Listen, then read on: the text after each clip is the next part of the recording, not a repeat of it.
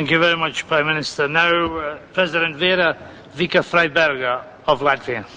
You have the floor, Madam President.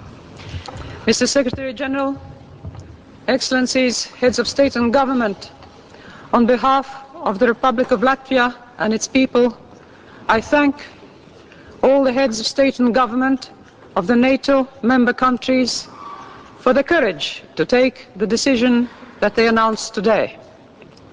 For us in Latvia, it comes as a sign of international justice.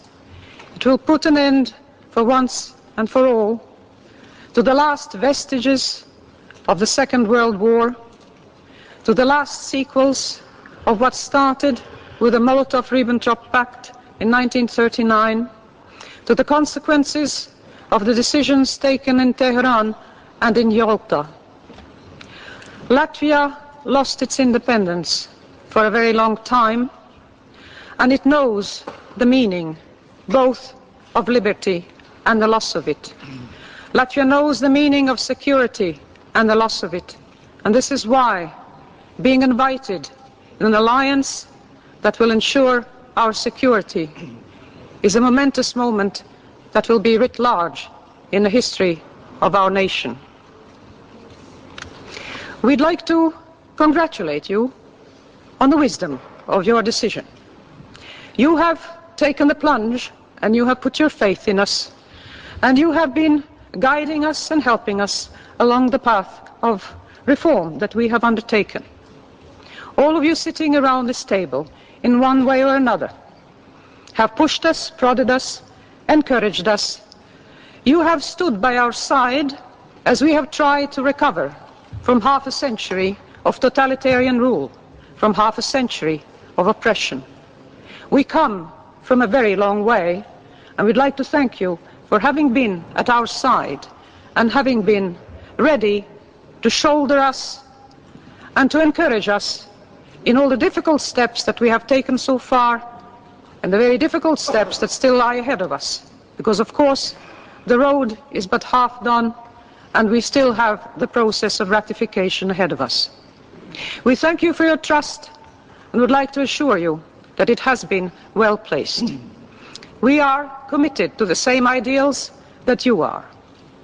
We would like to enjoy the same liberties and freedoms that you have enjoyed for so long and that we have so recently recovered. We are ready to work as hard as ever we have to attain the same standards, the same levels, and to make our full contribution. And I think that this NATO summit can be summarized in one word, and the word is hope.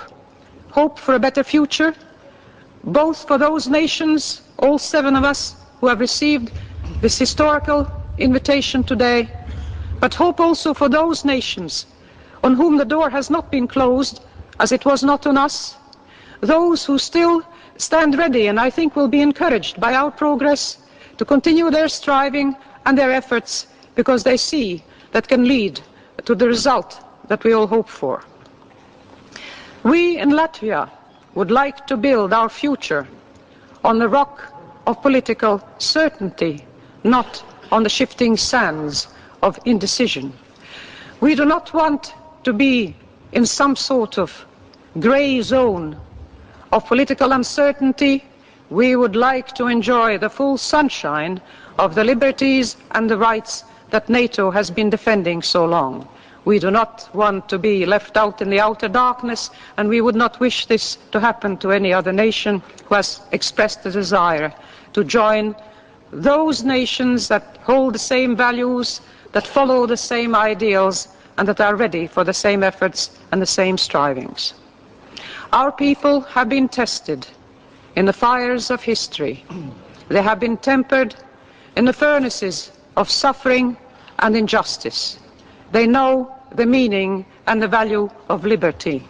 They know that it's worth every effort to support it, to maintain it, to stand for it, and to fight for it.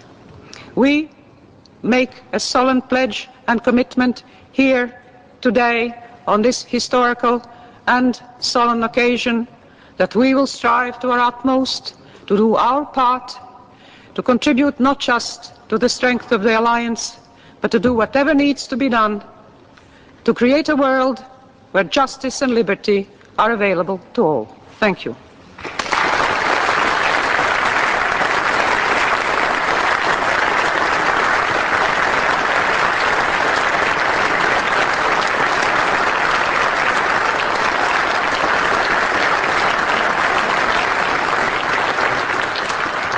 Thank you very much, Madam President.